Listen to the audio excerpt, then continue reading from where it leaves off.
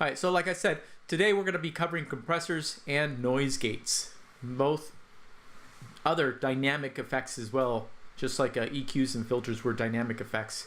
So we're dealing with the audio's dynamics, the dynamic signal. Definitely, you have already messed around with data compression. Don't mix it up with the audio compression. There's two different things. Let's go ahead and cover the audio compression first. It's probably the hardest one for me to show you guys because it is very subjective. It's one of these things that's going to be like take time for you to train your ears, and then later you'll start really noticing how you could control the small nuances within a sound, creating a whole new feel. I could take a snare drum, for instance, and if the recording of the snare drum, the drummer played this snare drum, he was snapping it really hard, and then they turn around and change their mind. They say, well, we don't want this to be such a rock and roll song. We want this to be more ballad-like. Can we do something about that? Can we mix it differently? The answer I would give them would be yes, sure, no problem. I could make it feel different. I could take that snare and using a compressor, give it a whole different feeling. I could change its envelope. I could change how the attack is. And it's all being done with the compressors. We could also do other things with compressors. I'm sure you've all have heard multiple things. What does compression do? Well, I think the most common one is that it will take loud sounds and make them softer, and then soft sounds make them louder. And that is a correct statement, but there's so much more that you can do with a compressor, and that's what I'm going to be showing you today. The simplest, of course, just like I just said, you think about your dynamic range. And I'm showing you guys in the camera. I like to talk with my hands a lot. I don't know why. But nevertheless, you've got the dynamic range that you recorded. Now, when a singer sings, they go from those really soft parts to the really loud parts. In a song, we will use quite often compression to try to even that out. Because the singer, quite often, especially if they're not a trained singer who's been doing this for years, the singer will start, singing, and as they get into the song, they make it louder. Versus someone who's trained, they'll know how to work the microphone to really control their level all the way through the song. But the person who gets softer or louder all throughout the song, it makes our engineering a nightmare in a sense, because we would have to sit there and ride this fader back and forth trying to keep the vocalist nice and even. And then just by doing that, we don't really solve part of our problem. We don't add those nuances that I'm going to show you how you could do with compression. So the compressor, technically what it does is, yes, when the singer hits a loud spot, the compressor will compress it down, and then making that dynamic range from originally a large dynamic range, squash it down to where they no longer have as much distance between their soft spots and their loud parts. Now, when I grab, let's say, a signal that is very loud, squash it down quite a bit to make it a small amount of dynamic range, now it's too soft throughout the track. I could take a compressor and have one more parameter to bring up the whole dynamic range, where it's still a small amount of dynamic range between the 2 points, but I've brought up the whole level, so now it's louder in the whole song. Now what this does is you can control, for instance, how loud those breaths are, how loud the expressions are. So when a singer is actually singing, you could carry that emotion across the whole song when they're belting out, as well as also when they're speaking very softly, we're almost whispering to the audience. The audience will hear that song and be able to follow the emotion that the singer is trying to convey throughout the whole song. So one thing is that compression doesn't deal with high pitch, low pitch. Compression actually deals with the whole signal. So it's not like the EQ where we were controlling certain frequencies. Compression will compress the whole way through. There are more modern compressors which combine like 3 or 4 compressors, and then you control different areas. But we're going to keep it pretty basic right now. We're just going to talk about compression as a general. Normal compression, the normal compressors that you buy out there are basically just compressing the dynamic range across the full spectrum. In other words, 20 hertz, 20 kHz. I'm going to walk you through a couple things to really show you what and how to use compressor, when to use compressor, and so forth. Now, for the assignment, just as the other assignments, you're going to see it's basically the same thing. We give you a little bit of instructions here. So what you need to start doing, you're going to have to download this compressor logic file and the instructions. This time, the instructions are a keynote versus a PDF. The keynote, you do have keynote installed in your computers. This is part of your launch box, so you got that package. You'll be able to use this keynote. But just in case, if for whatever reason you are downloading the instructions and you're on an iPad right now, or you're doing it on a phone just to start reading instructions, or you want to use your phone along with your laptop so that we can look at the instructions and then go back to the laptop, however you're working, if you need to, I did also put the instructions in a PDF that could be opened in practically anything. The keynote will be for your laptop. There's a video here explaining a little bit about compression. I did it a little differently that time, so I threw that up there as well, giving you guys another view as to how to use compression and so forth. And as always, we have the grading checklist. Definitely remember this. This will tell you exactly what we're asking for. Just like on the EQ one, we're going to give you 2 tracks. After you go through the first 3 tracks that are explaining stuff for you and having you turn knobs, just follow the instructions directly as we teach you. Then on track 4, we kind of let you loose. We tell you, okay, here, compress this track. On track 5, same thing. Here, we're asking you to also add the compressor, so you're going to have to set that up as well. So you're going to go through and add compression to these 2 different tracks. And then, again, screenshots for each one of those tracks. You're going to bounce down those tracks, MP3s at 320 kilobytes per second.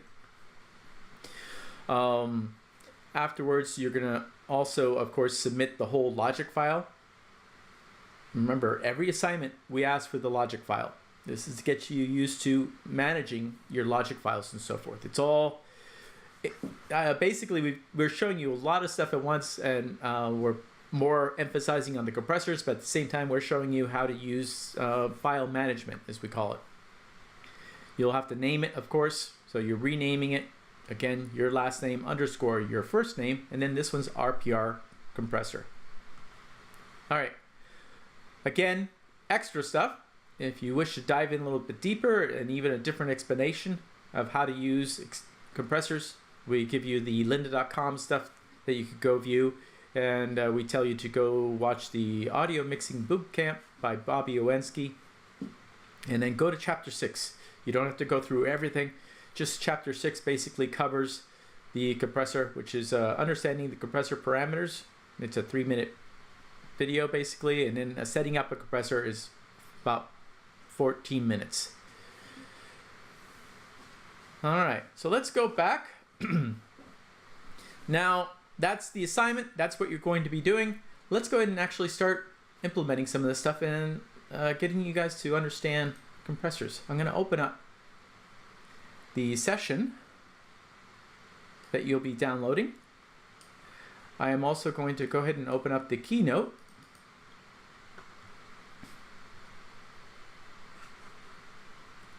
All right, I'm going to go to a certain page, get started. And then also I've got a nice little graphic here to show you a little bit more about compression. Okay, so we're going to start off with, I want you to hear what compression can do to a track.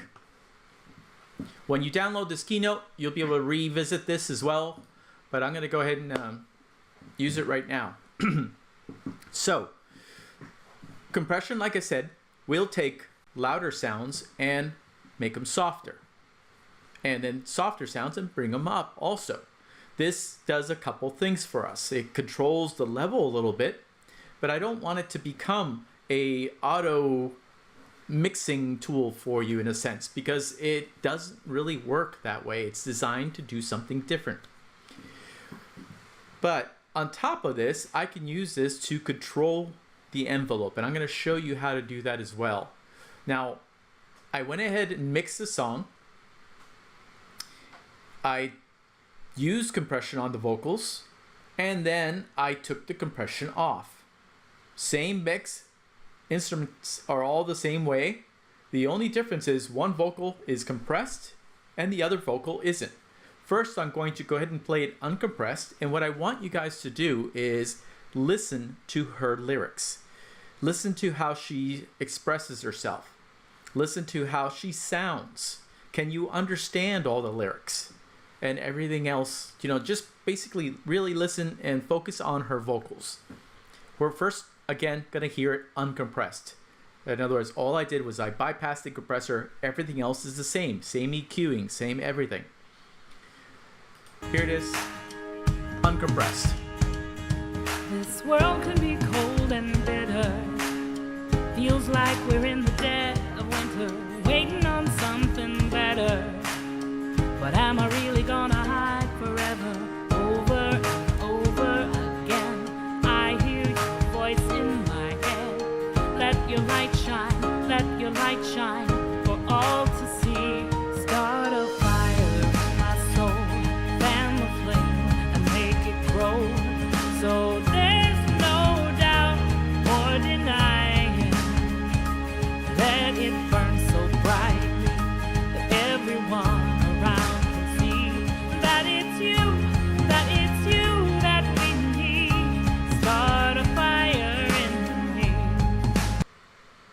All right, so hopefully you got to hear that. Now, you feel her emotions, and it's kind of like, she's there. It doesn't move me as much. Also, did you notice there's certain words that are really hard to understand? Like she talks about start a fire, I believe it is, and she says a couple other spots. It's like, I'm not quite sure what she said. It gets buried into the mix. It gets dropped down. Now let's listen to what a compressor can do to help those things, but also notice how much more emotion the compressor brings out on her vocal. So I'm going to play it now with the compressor engaged. This world can be cold and bitter. Feels like we're in the dead of winter, waiting on something better. But am I really gonna hide forever? Over and over again, I hear your voice in my head. Let your light shine, let your light shine for all to see. Start a fire in my soul, fan the flame and make it grow. So there's no doubt or denying. Let it burn so brightly that everyone around can see that it's you that we need. Start a fire in me. Hopefully you got to hear from that how much difference a compressor can really do. It clears it up. It makes it more, understandable. I can understand all the parts. I can feel her better. The soft parts where she's trying to give a little bit of emotion by her breaths and so forth, all that carries through and comes out of the mix. Now, I did not change the levels. I did not bring up her vocal or anything. It's just because of the sheer fact that the dynamic range of the whole vocal itself has been, compressed down. So now the difference between the soft parts and the loud parts isn't as much. This is also another reason why when we did the Describe Your Acoustic Environment, I was harping on you guys to make sure you get good recordings with enough dynamic range. because then tools like the compressor can really utilize that to our advantage. We could then take that signal level, that large dynamic range that we have on the Singer, and control it to where we need it. The one thing with compression is we can compress to the point where, yes, there's no difference between the soft and the loud parts, but we still want a little bit of dynamic range. Many engineers say that we want compression to be there and help, but not to be heard. What we mean by that is that we don't want to overcompress something to where immediately you could tell, oh, that's been compressed. We want it to still sound natural, but control all those different aspects that I've mentioned, giving you that, the small nuances in the vocal that you could really use in a song. You could really project that the emotions and everything else that singer is trying to convey to her audience in this case, or his audience if it's a male singer. We can use that compressor to really help us out. Now, let me explain how to do that, because I'm sure you guys are all wondering, well, okay, great. I understand why we should use the compressor many times, but let's show you how to use the compressor now. All right, the instructions will actually walk you through everything. And let me go. Instructions is actually a great way of showing you. Here, you're looking at a compressor. This is the one from Logic. It's the basic compressor. When you open up Logic, it will show up using this platinum one. There's multiple types of compression. Compressors will range from older style like tube compressors to optical compressors, FET compressors, and VCA compressors. These four are the four major types of compressors that are out there. We will use different types of compressors depending on what we're wanting to do. Tube compressors, they add warmth. That's the quickest way of explaining that one. In the instructions, I actually go in depth a little bit more towards the end, explaining each type of these compressors and where good situations are to use them.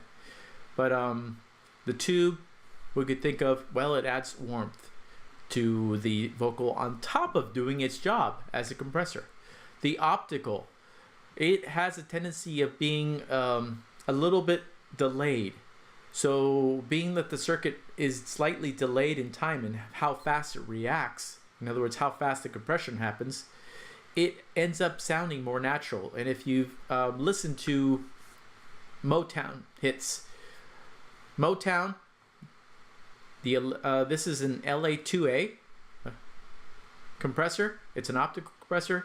That sound that you heard on all the vocals, this is the compressor that they used.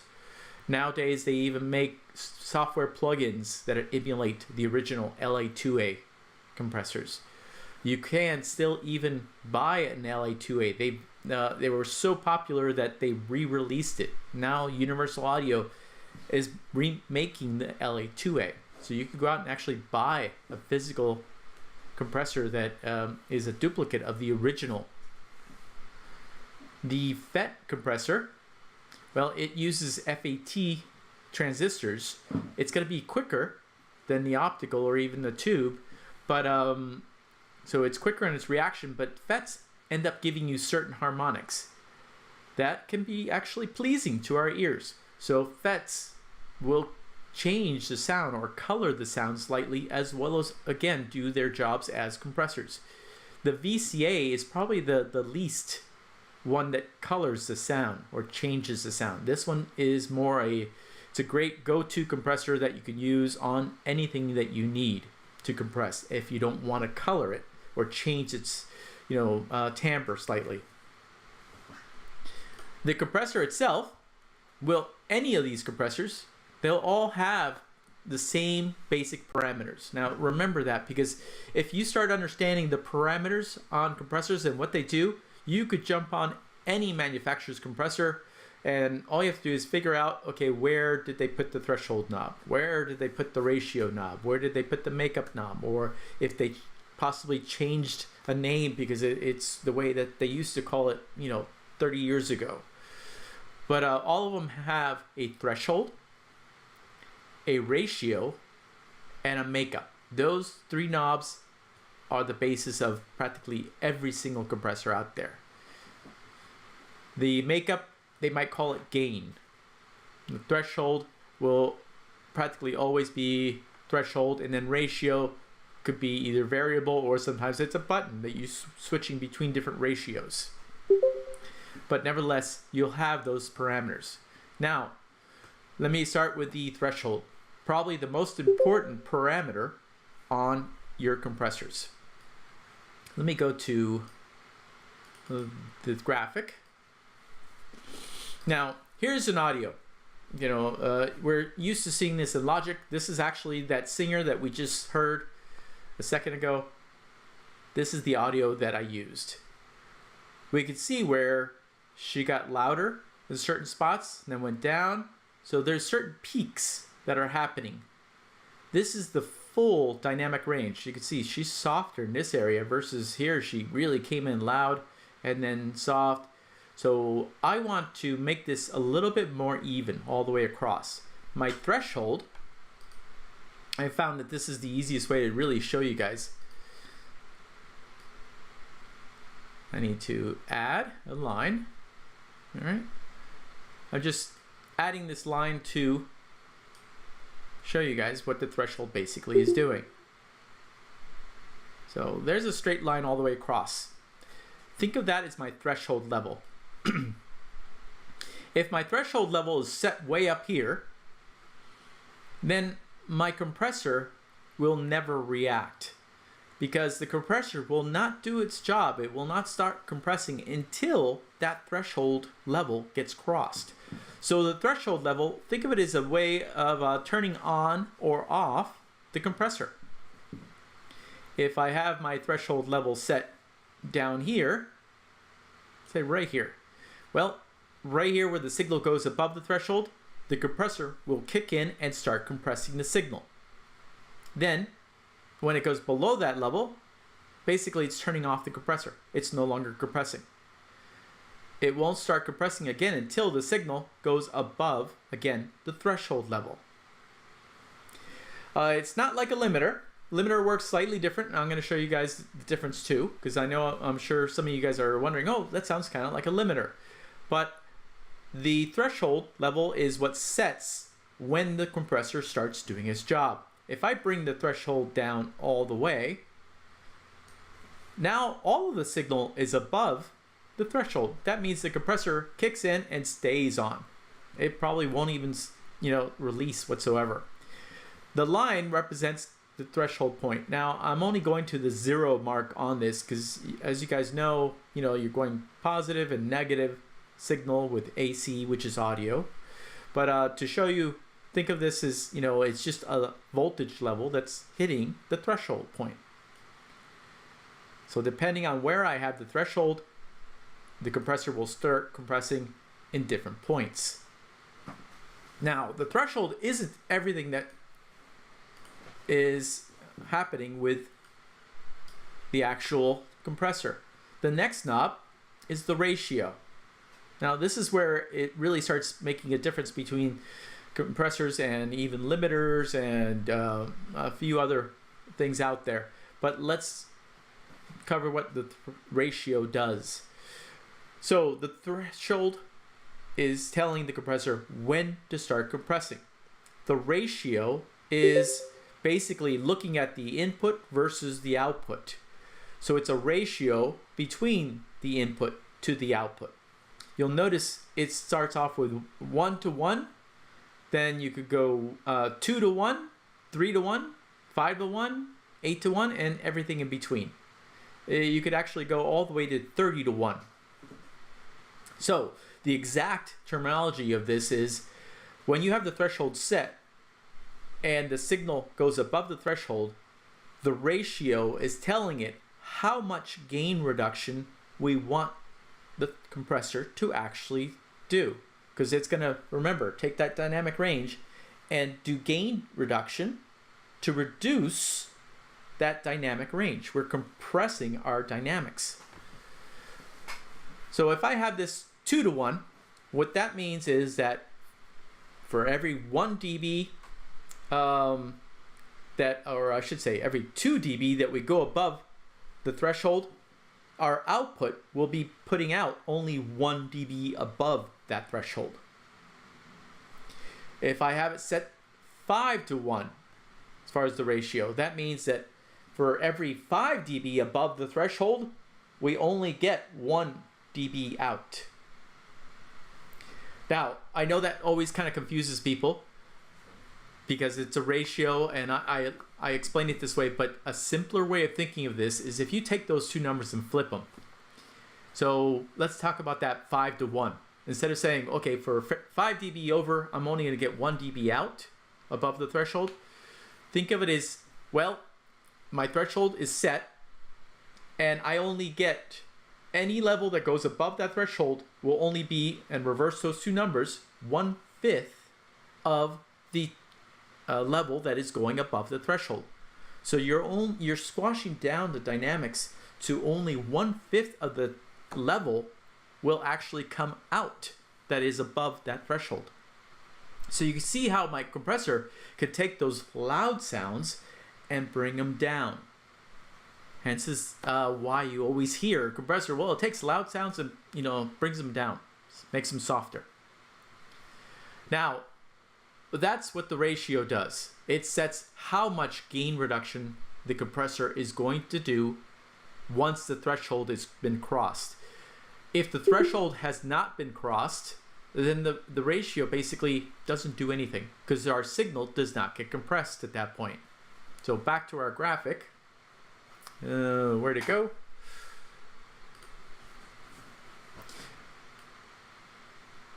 So here, my threshold is set here. The compressor starts compressing, and if I have it 5 to 1, well, think of this as only, instead of it peaking way over here, only 1/5 of that will be peaking.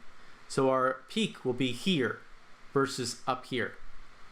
Only 1/5 of it actually comes out of the output. This stuff that's below the threshold will not get changed.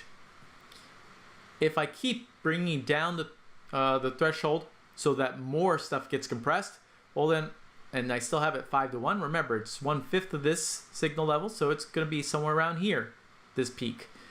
You notice that the lowest points are a lot closer now to the loudest points. That's changing our dynamic range. The 1/5, or I should say the 5 to 1 ratio, is how much of this level we want brought down. If I don't turn the ratio and I leave it 1 to 1, well, my output, even though the signal has gone above the threshold, you'll never hear it because of the fact that, I should say, you'll never hear any change in level because 1 to 1 means, well, for every 1 dB coming out or coming in, 1 dB comes out. So it does no gain reduction. 1 to 1 is a useless number for us on a compressor because it just won't do its job. It's not compressing whatsoever. You might as well not have it on there. At that point, you're only running the audio through the compressor, possibly to get that tube sound from the old tube compressor if you were using one of those. The next knob, right here, the makeup knob, that basically takes, you remember how I said you've just now brought down the loudness. Okay, the loudest points in that song are brought down. The dynamic of the total vocal is now less. So remember, dynamic range from our softest point to our loudest point is much less than originally. We had a much louder or bigger dynamic range. So we've compressed it down. Now it's too soft. And those soft parts, well, we can't hear them.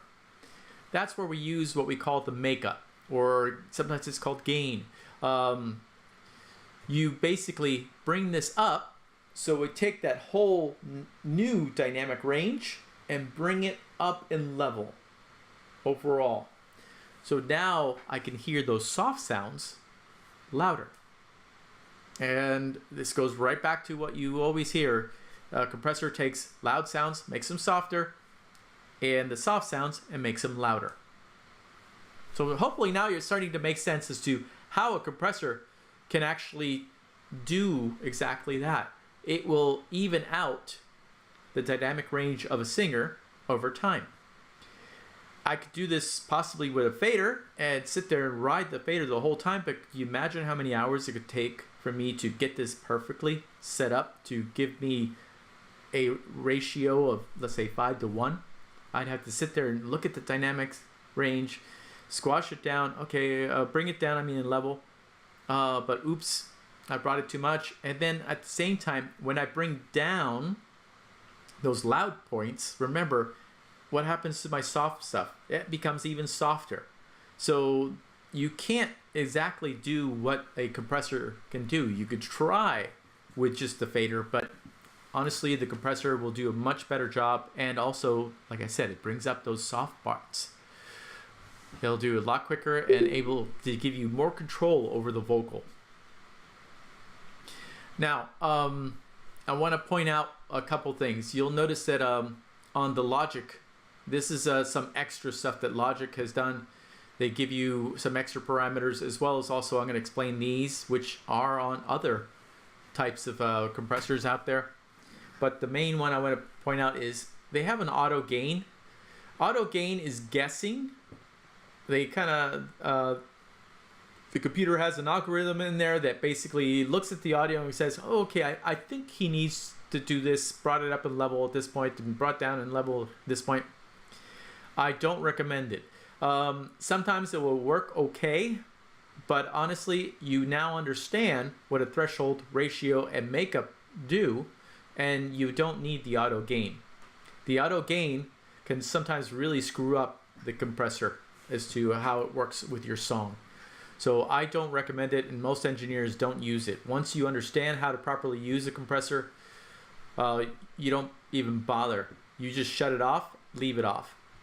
The reason they even bother putting it in there is because Logic, of course, wants, or the Apple, who owns Logic, wants regular people to be able to hopefully use these tools, even if they don't understand it and they have been to school, and it's supposed to help work the compressor the way it's supposed to. But honestly, it doesn't do the job. You guys, you're learning correctly how to use compressors, so I wouldn't even bother. Go ahead and shut off the auto gain, as well as also you'll notice you have an auto, which is the envelope part. So auto envelope, shut that off. I'm going to show you exactly how to use these envelopes so that you control the vocals the way you want, or anything else. It could be a snare drum, kick drum, all these different instruments. I'll show you how to use compressors on them. So don't bother with these autos, shut them off. Make sure it's not lit, and then over here that it's lit under off. Definitely don't worry with those. Learn it the correct way, so that way you don't try to depend on that, and then it's guessing, and then sometimes it'll work if you're lucky, sometimes it won't. So definitely just bypass that one. The next two knobs, we have an attack and then release. Now, if you're into synthesizing, designing sounds and so forth, you've probably heard these things. The envelope on any synthesizer gives you an attack, release. There may even be even more parameters on some, but attack and release are the most common. We call it an AR envelope, attack release envelope. The compressor can actually compress and follow this envelope. It follows the music, or it follows the vocal, it follows whatever you're compressing. You have to set the attack and the release to make the compressor do slightly different ways of compression. I mentioned earlier I could take a snare and make it sound softer, or I could make a snare more poppy. I could make it, snap hard when the drummer, didn't play as loud, or as, physically hard when he played the actual snare drum itself. We could change that. We can give it more of an attack. I'm going to show you these things too. All these things I'm explaining, but first I'm just going through. I would change the attack time to a later. You can see it's in milliseconds. So attack time is in milliseconds, and release time is also in milliseconds. I would change the attack time to make it start compression a little bit later. What that does is, as the signal comes in immediately, let's say a normal snare, well, it does have an attack. If my compression doesn't squash down the attack, the immediate attack, that first, transient sound of the sound, then what happens is we've got a loud attack and then a controlled body sound of the snare. So I can make the snare more snappy by giving it a little bit more attack time. The release, what it does is, well, how fast are we going to release that compression?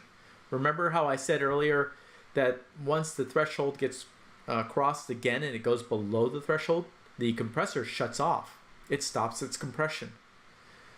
The release time, what it does is it tells it, okay, I don't want it to stop compression immediately, otherwise the volume just jumps back up. It will control, remember that ratio, that 5:1? It will control that ratio to make it back down to 1:1, in other words, full volume, over a certain amount of time. You could have a release time of, let's say, 100 milliseconds. That means the compressor, the threshold has been crossed again, it's below the threshold. Now the compressor ultimately would have just shut off and signal would jump back up to its regular level.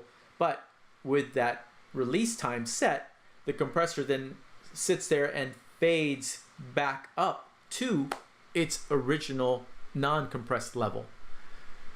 Both of these could be used together to give us a more natural sounding compression.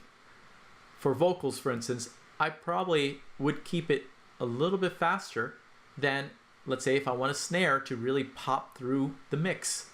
So I would actually give it a faster attack so that way it controls those quick attacks on a vocal versus a snare. I may not want to use such a quick attack. I may want to actually control it better, give it a real snap to the snare itself.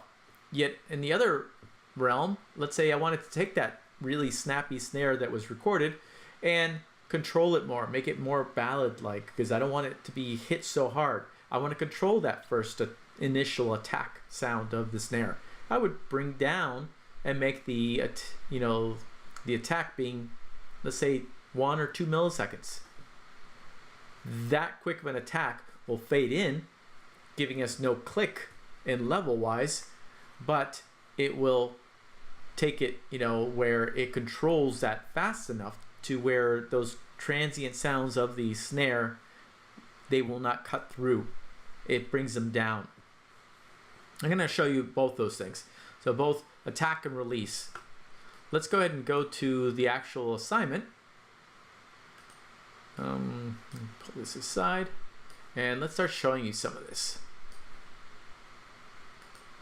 So the first thing you do is the compressor is open on the kick track, and you'll notice it's set to 0 as far as the threshold, and the ratio is set to 1.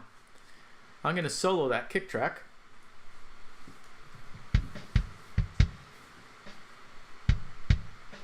That is the kick track by itself. Now, I know you hear snare in there and a couple other things. That's called bleed. I'm going to be showing you how to use another tool, a gate, noise gate, to remove that. But let's just deal with it right now on this assignment. And we're going to use the compressor. You notice the needle is not moving. That is because the threshold is never being hit and my ratio is set 1:1. If I move my threshold, yes, my signal should be triggering this compressor, but being that it's 1:1, we see no gain reduction. Let me make this loop a little shorter. All right. So you see, no, the meter is not moving whatsoever. That meter is telling us how much gain reduction we have. Now, let's go ahead and bring this guy back up to threshold 0. And I'm going to go ahead and use that 5:1 that I was saying earlier. So we have it set to 5:1. Remember, that means 1/5 of the audio level above the threshold will, be able to come out of this compressor. Right now, because my threshold is set to 0, well, no compression's happening. No level has gone above the threshold, so my ratio isn't doing anything. But if I start bringing it back, see, every time a kick hits, you're seeing that needle move. And you can see it's going about, we're getting about 3 to 4 dB gain reduction. If I increase our ratio, notice now it's gone up. We're getting now 6, even 7 dB of gain reduction. Let me just go back to 5 for a second. If I bring my threshold down even more, that means more of the signal is going to be going down below it, and you'll notice that also the gain reduction will increase. You can see there a lot of the signals, every one of these kicks, gain reduction is going above 10, minus 10 dB. And hopefully you guys have also been listening. Listen to how the kicks sound and the level of the kicks versus the background noise, the snares and everything. I'm going to bring up that track a little bit louder so we could hear it in general. Listen to how loud the snare is in comparison to the kick. I took the larger dynamic range. I'll bypass this just to show you. See how much louder without it is? A kick and the snare sound, the dynamic range, the difference between the two, much larger. Kick in the compressor. Now notice that you have the snare as loud as the kick practically. Ultimately, we want to gate out that snare, and you'll learn how to do that as well. Before we even compress, because we want to just only use the kick on this track. So ultimately, no, I'm not using this as to try to use a single track, which is the kick microphone, to have both the kick and the snare on it. I want to just compress that kicks so that way every kick is equal and level all the way across, as well as also you're going to see how I could change small nuances in it. Let's, leaving it compressed like that, change the attack time.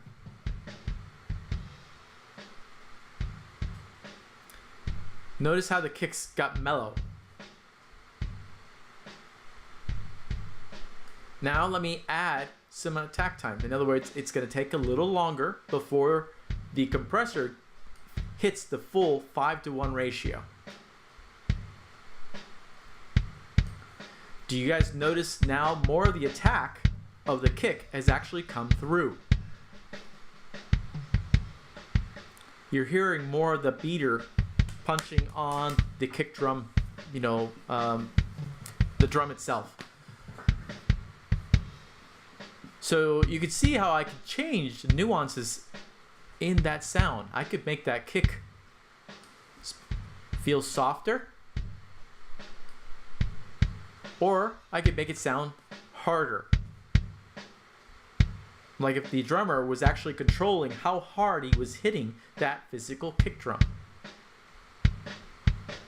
With the release, you notice if I push it to 0,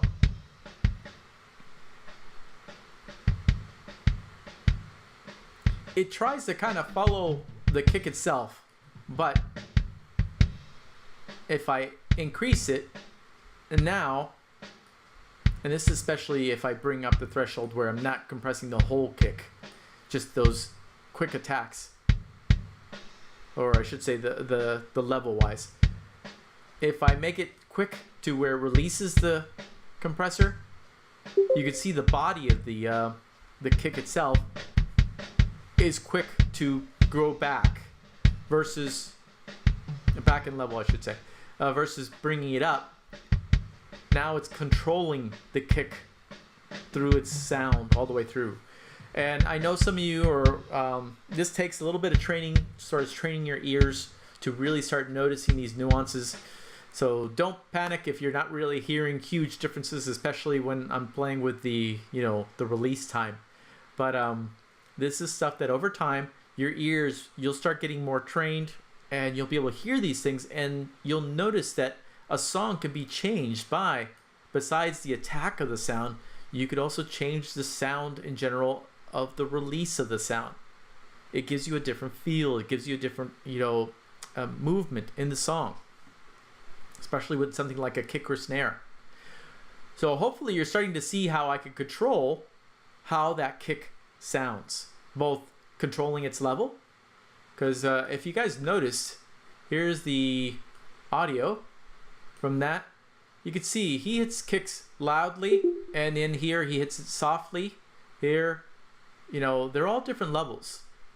If I bypass the compressor, hit play,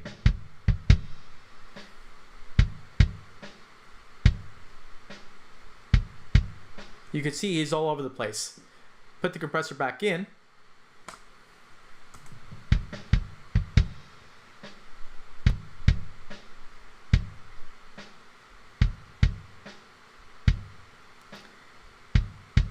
You can see all the kicks are more even now. Now the song is, the kick drum is more even throughout the song. It's more audible. I've got more of an attack sound. I'm controlling the, the release too. I've manipulated the kick drum a bit. I'm going to also now turn up the makeup to show you. I know I boosted it here just so we could hear the difference, but you'll see now I could bring up the makeup to bring up those soft parts of that kick as well.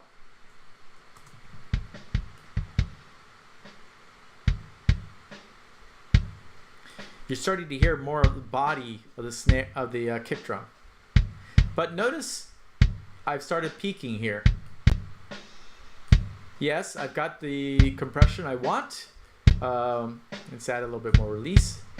So I've got the sound, but I'm starting to clip, which means I'm distorting. So instead of me saying, I gotta bring down the makeup because I'm starting to clip and I don't want to clip that sound. I don't want to get any clipping. This is all part of my gain staging. I have one more knob, and you will have this on practically every single plugin. You'll have an output gain for that plugin. Same thing happens with, you have an output gain on a physical compressor. If you had a rack mount compressor sitting in your studio, you'd have that output gain as well. So what I would do here is I noticed that it went above about 3 dB above zero. I can actually sit here and bring this back, and I'll grab 1 extra dB for safety. We'll clear this, hit play. You can see now I am no longer clipping. I may even want to bring it down a little bit more to give me a little bit more headroom for when I'm doing the full mix. But I have the soft parts brought up in the sound of those kicks, and I also have the loud parts brought down. I gave it an attack to give it a snappy feel to it, punchy.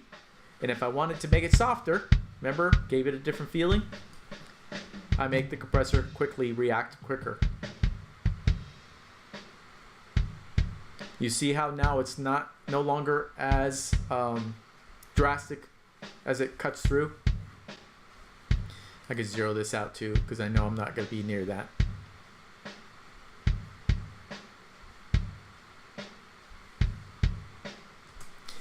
So hopefully you're starting to really see how you could really change the sound with a compressor.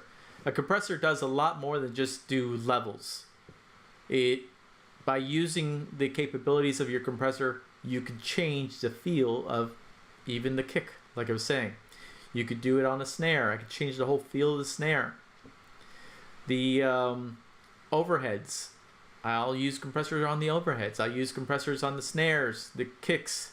On a lot of the drum kit, I will actually use compressors. On vocals, I will definitely use compressors. I can use compressors on guitars. I can use compressors on bass. I in fact use compressors on bass practically all the time. Anytime I have a bass track, I use the compressor to help really bring through the bass sound. So very useful. The next thing I want to show you guys is you have the capability of switching the style of compressors.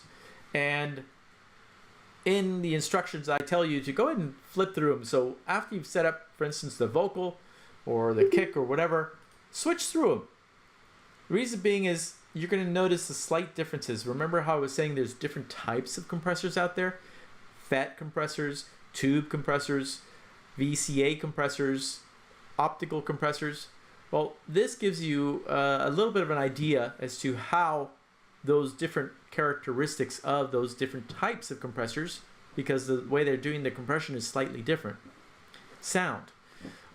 We named them after the electronic circuits that are mainly doing all the amplification and so forth in the device.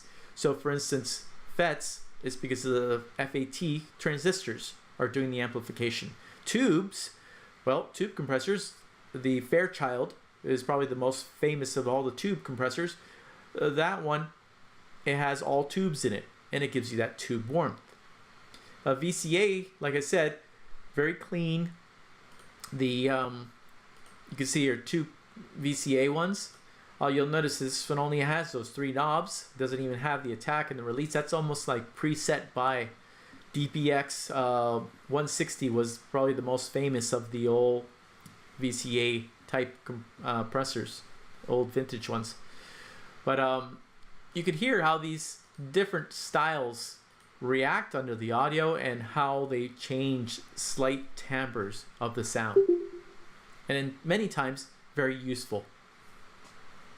This vintage optical, listen to that one for instance. You will hear this is emulating kind of that LA2A type sound that I was mentioning that was used on practically all of the Motown records. All right, so that's the basis of a compressor. Now, we, for the assignment, are going to be messing around with a kick, a guitar track. Guitar track, I went ahead and gated it a little bit to clean it up. We'll be learning about gates next. The vocal, and then you'll notice track 5. Track 4 is one of the ones that you need to do with the assignment. It has a compressor on there already, so we kind of start you off just having it set up. On track 5, we tell you to add one. So if you're wondering, well, why is there no compressor on track 5? That's the reason. We want to also learn how to set this up. A dynamic effect needs to be set up in the channel path. We are inserting, this is what it's called, we are inserting in the channel path a dynamic effect. Later, we're going to learn how to set up time-based effects that we do not insert. We actually set them up through an aux. And so we have to bus the signal over to an aux, and then we put that effect on that track. But with dynamic effects, we're wanting to change the original signal. Time-based effects, which is what I'm talking about as far as busing signal over. Time-based effects, we are adding to the original signal, not changing it. So this is why we need to know that dynamic effects, EQ, compression, gating, which I'm going to cover, limiters, expanders, all these type of things are dynamic effects that need to be added in the channel path. So wherever you have the audio, you're going to be adding it or inserting the dynamic effect into the channel path. Later, you'll be learning about how to set up time-based effects, which is different. We don't want to put them in the channel path. All right, so how to add a compressor. Here on the snare track, I'm going to go ahead and just right here under audio effects, you can see that's where the other compressors are. You click on that. Right now you can see no plugin. I go down to dynamics, which is what we're dealing with, dynamic effects, and you'll see that there is a compressor. That's the compressor we want you to use. Yes, there are other compressors in Logic that you have been given, but we want you to start off with this one. This one shows you all the information that we need you to learn about, as well as also it gives you a few different choices. So you release on that, and immediately this is what pops up. This is the basic setup. Is the compressor set up correctly for that track? Absolutely not. This is just the default where it turns on. You'll notice Logic has set it up for you where it has the auto stuff turned on. So the first thing I usually do is zero this out, turn this off, turn off this auto, and I kind of estimate this one and I play with it depending on the sound. So this being the snare, let me go solo that one, I guess. That would help. Snare track.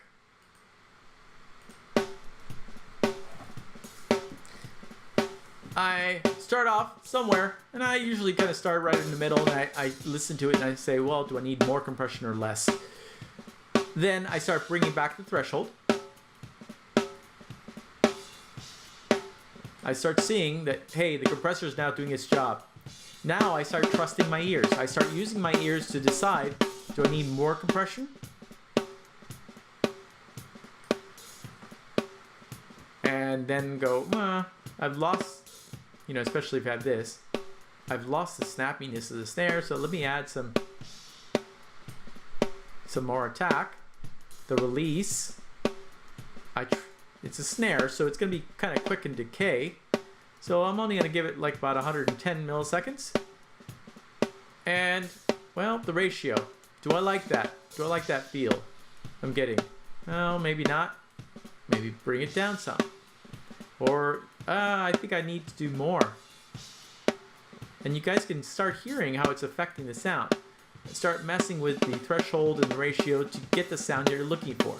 My makeup gain can be brought up at that point.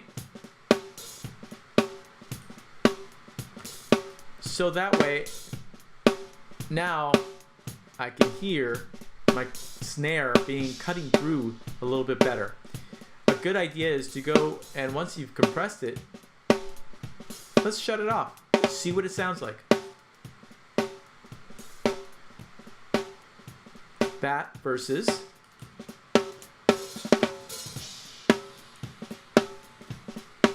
you should hear that the compressor has brought out that snare, and that was just me almost quickly turning knobs. Yes, could I actually sit there and tweak it more? Of course. I could make this sound perfect for the song that I'm working on. Right now I'm just showing you how to set this up, and you're understanding how to turn the knobs and what they do. Remember, threshold sets up when the compression is going to happen. Ratio, how much compression after the threshold has been triggered. Makeup is, well, if this whole dynamic range has been squashed or brought down, compressed, however you want to say it, I want to bring it up in general level. So I'm bringing up my softer parts to be louder. So I'm taking that same new dynamic range and just shifting it up. Then I, attack. You saw how I could change the feel as well as also release. There is one extra knob here. You'll notice it's called knee. Knee frequency, or not knee frequency, but the knee is how that compression is going to start. Quite often we'll see it called hard knee or soft knee. You'll be a switch. On this compressor, this one actually gives you the capability of either, one extreme or halfway between, or the other extreme. So hard knee or soft knee. Now, I'm going to show you one other thing. Right here, besides the meter, you actually have a graph, which is part of Logic's thing. Logic will show you graphically what's happening. So let's play again with the snare. I'm going to bring back this threshold to 0. I'll leave the threshold here, and let's bring this back to 0 also. The attack, the release, 0 everything out. And I'm going to make this a hard knee, so it's quickly. Notice that right here, it's a straight line. It's showing me kind of how the compressor works. So threshold being 0, well, I'll never start compressing. Ratio is set to 5:1, yes, but threshold never gets crossed. If I bring back the threshold, notice right here at just above minus 20 dB, we have the amount of compression happens. So this is the level, the threshold point, and that's how much level above the threshold will be crossing because it's 5:1. If I put this at 0, notice that this line will go up. There is at 2:1, so that it's only 1/2 of its total volume. Bring it 1:1, you can see it doesn't control the volume whatsoever. Let's bring it 30:1. You can see it's practically a flat line.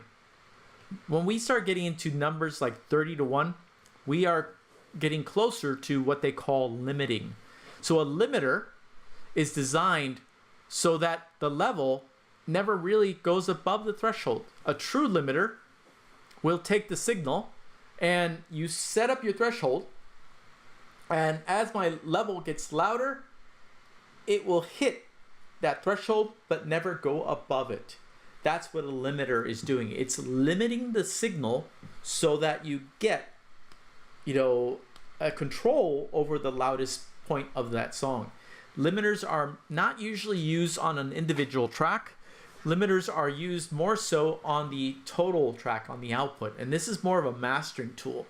This is also a tool used a lot by live sound engineers. They put a limiter, or more so even the sound company that owns the sound system, they put a limiter on their sound system so that way they don't start blowing up speakers. They don't start pushing the sound system above its capabilities. It's limiting the level, the total level of the whole mixing console to control that level being that, as loud as the amplifiers can get before they start really destroying speakers or distorting and, blowing stuff up, literally. So limiters are designed to help out in those type of things. They control the levels. Limiting could also be used for mastering. You master with a limiter to control your output level, making your song be pretty loud, but still giving it dynamic range. Yet it doesn't go above and clip the listener's sound system. So a limiter, very helpful. The output gain, you could, at this point, if I start overdoing it, remember you have the output gain to be able to bring down. So in this case, you can see, let's bring this back up. Graphically, let me go back to explaining this. I guess I kind of left off. I was showing you the ratio going into limiting. I'm going to go back to 5:1. Threshold, it still hasn't been set. How do I know that? Well, if I go to the meter, you can see nothing's moving. And also on this graph, you're going to see white lines popping up on the top of this once the threshold is hit. Let me bring this back a little bit more. We could hear the compression happening on the snare. And if I could stop this immediately, I know I can't, but you can see the compressor. Here's the gain reduction, and here's how it let go and went back up to 0 dB of gain reduction. You notice it's only happening where the snares are. That's because that's the only signal going above the threshold. Here you can see things, yes, there's stuff happening below that, but the compressor is not compressing it. It's only compressing those individual snare sounds. If I keep bringing this back, you can see now it's compressing everything, even the other stuff that's on that track that's not supposed to be. So right now the compressor is kind of overdoing it. In fact, if I bring this up in general, I'll use the makeup. Notice everything sounds practically the same level. Not something we want. We want to control the snares only. So let's bring this back.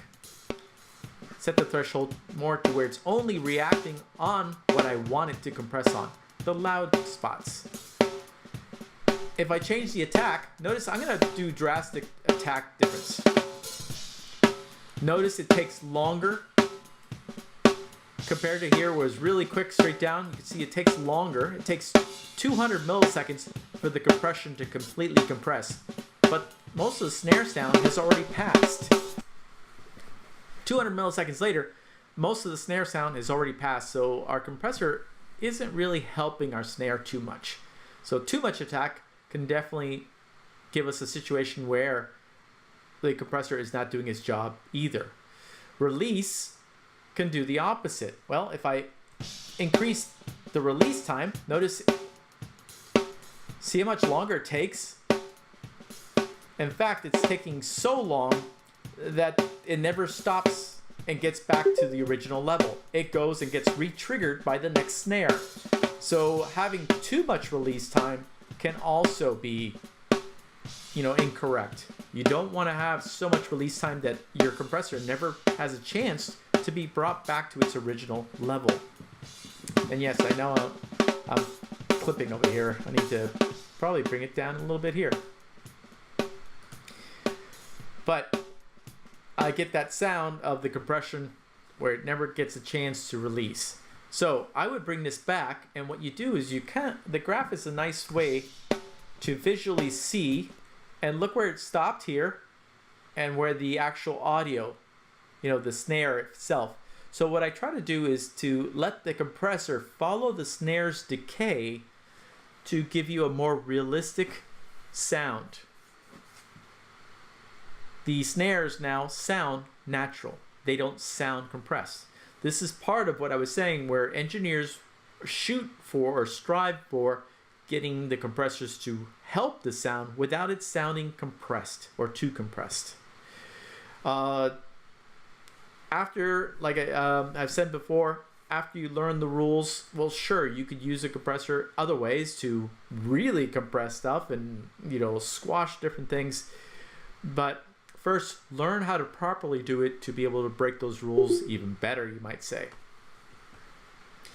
Your knowledge of how to control everything will help you break the rules and think out of the box if you wish at a later time, but you will still at least know what to do to break that rule the way you want it, versus me just turning knobs randomly and crossing my fingers that, hey, the settings I did works perfect with this song, and I luck out.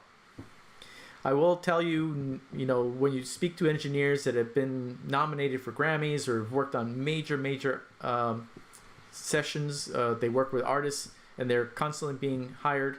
Those engineers aren't engineers that usually have no clue how to use a compressor. They know how to use a compressor. They know what the knobs do. It's that knowledge that makes you go from the realm of just working, out of your house and being able to just record a band, local band and stuff, to working with major artists or making your stuff sound so ready for the shelves where people will go out and want to buy this song because it sounds so great. So it's your understanding of how to use these tools, hence why we're showing you all the basics to truly understand how to use them.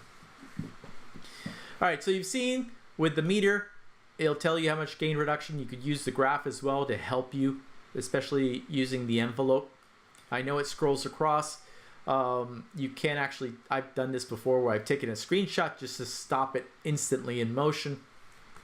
In fact, that's a good idea. Let's do that. Remember, Shift Command 4, and I can sit here, take a quick screenshot of that meter in motion, and that way I can come back here. I was trying to stop it and still have the screenshot. Okay, here we go. So I froze it in time. You can see right here is where the end of that snare sound is. You can see the compression releases. Here I have probably the release a little too long. I may want to shorten it a little bit. So you can actually use the graphical interface to help you get started. Later, don't even depend on this, please. use your ears. Compression has to do with the song too. I will compress a snare. It might sound wonderful by itself, but once I add it to the song, doesn't quite fit. At that point, I play it with the rest of the sounds that are in that song, and then I might tweak this to make it fit better. Hopefully that you guys understand what I'm saying there. So depend on your ears. Compression is definitely one of these things that it's very subjective to you and your hearing and your style, what you're shooting for. So is there a correct ratio for a snare? No. It all depends on the song style, and your mixing style. Same thing with the threshold. Same thing with the makeup. This is all very subjective to your styles. So what I want to see everybody doing is at least have the compressor make it sound the way you want, but make the compressor actually do its job. Have it compressing. Whether you are compressing at 12-to-1 or 3-to-1 or 2-to-1. Whatever sounds the best to you, as long as the compressor is reacting, will be a correct answer.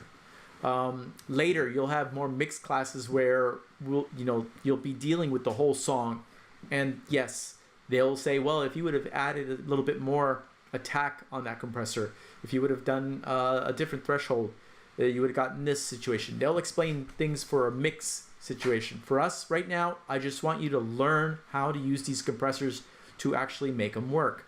How horrible it is that you just throw the compressor on with a 0 threshold and 1-to-1 ratio and then subconsciously think, oh, perfect, it sounds great.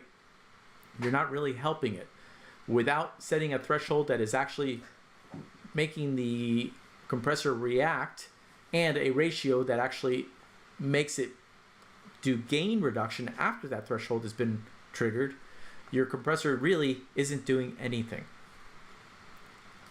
Well, those are the main things I want to show you with compressors.